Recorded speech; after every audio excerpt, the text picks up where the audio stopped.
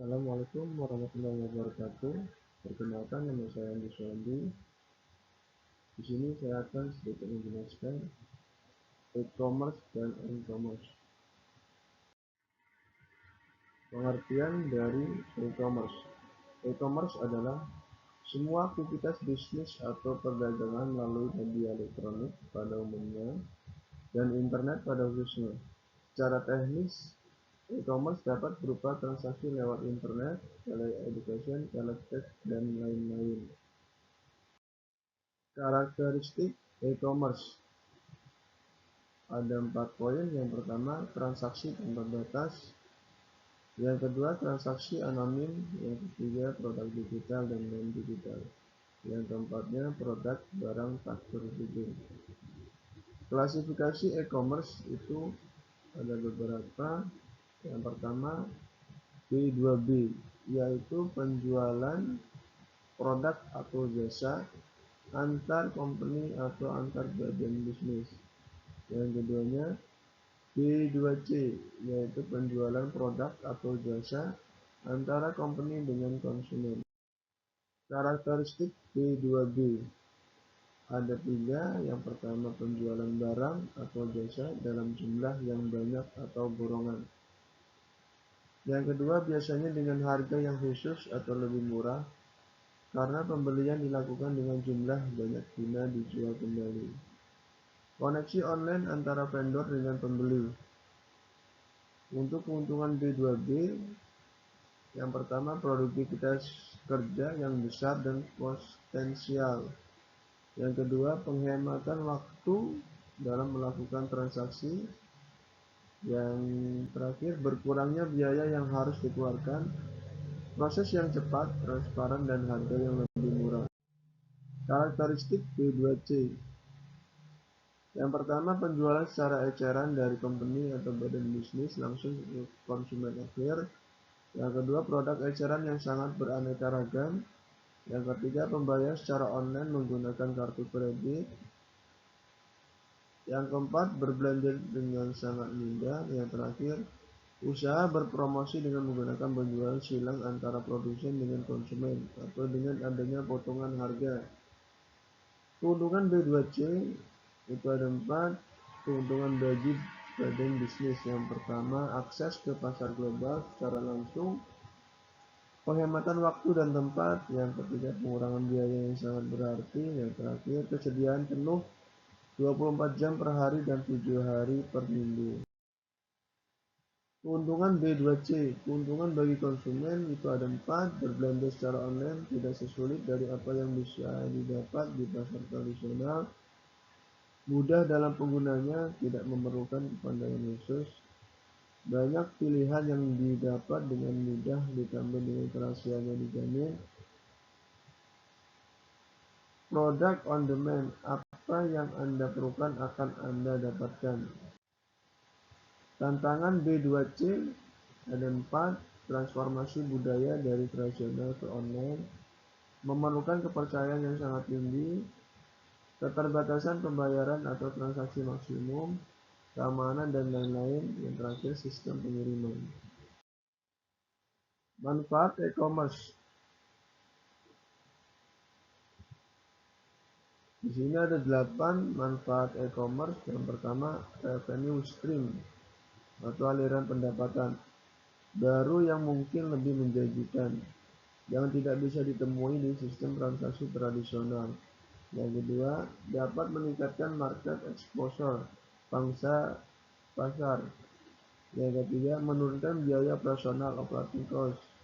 Yang keempat, melebarkan jangkauan global reach. Yang kelima, meningkatkan customer loyalty. Yang keenam, meningkatkan supplier management. Yang ketujuh, memperpendek waktu produksi. Dan yang kedelapan, meningkatkan value chain, mata rantai pendapatan. Resiko e-commerce itu ada 6. Yang pertama, kehilangan segi finansial secara langsung karena kecurangan. Misal, seseorang telah menghancurkan atau mengganti semua data finansial yang ada. Yang kedua, pencurian informasi rahasia yang berharga, misal pencurian terhadap kepemilikan teknologi, informasi pemasaran, atau informasi yang berhubungan dengan kepentingan konsumen. Kehilangan kesempatan bisnis karena gangguan reservis, misal gangguan yang bersifat non-teknis seperti aliran listrik mati.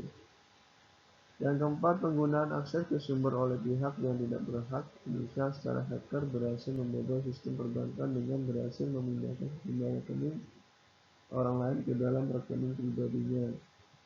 Yang kelimanya, kehilangan kepercayaan dari para konsumen, misalnya seringnya terjadi gangguan pada jaringan yang menyebabkan akses gagal. Dan yang terakhir, kerugian-kerugian yang terduga, misal gangguan terhadap transaksi bisnis akibat kesalahan faktor manusia atau kesalahan. Mekanisme e-commerce itu ada 3: kontrak melalui chatting dan video konferensi, yang keduanya kontrak melalui email, dan terakhir kontrak melalui web atau situs. Cara pembayarannya e-commerce itu ada 4: transaksi model ATM, yang keduanya pembayaran langsung antara dua pihak yang bertransaksi tanpa perantara, dengan perantara pihak ketiga dengan micropayment. Tips dan trik menggunakan e-commerce. Yang pertama, dengan kepercayaan. Yang kedua, harga yang kompetitif. Yang ketiga, pengiriman. Yang keempat, pembayaran dan pelunasan. Keenam, customer service. Yang terakhir, adanya keterangan update pemesanan sampai pengiriman. Pengertian e-commerce. Dagang atau e-commerce, mobile commerce. E-commerce adalah sistem perdagangan elektronik e-commerce dengan menggunakan peralatan portable mobile seperti telepon genggam, telepon pintar, PDA, notebook, dan lain-lain.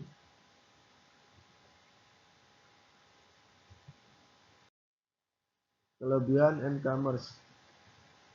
Yang pertama, tidak lagi membutuhkan PC karena banyaknya telepon pintar atau perangkat nirkabel lainnya yang beredar. Orang tidak lagi membutuhkan PC untuk berinternet dengan kabel. Yang kedua, telah berkembangnya budaya telepon seluler. Muncul budaya ponsel terutama di kalangan masyarakat sehingga akan berpotensi melakukan jual beli online untuk bertransaksi.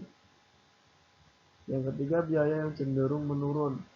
Harga perangkat nirkabel semakin menurun, tarif penyedia layanan internet juga semakin murah. Aplikasi e-commerce itu ada 5. Yang pertama, mobile banking. Yang kedua, sistem pembayaran nirkabel, bisa menggunakan micropayment, dompet nirkabel. Yang terakhir, wireless bill payment. Mobile banking.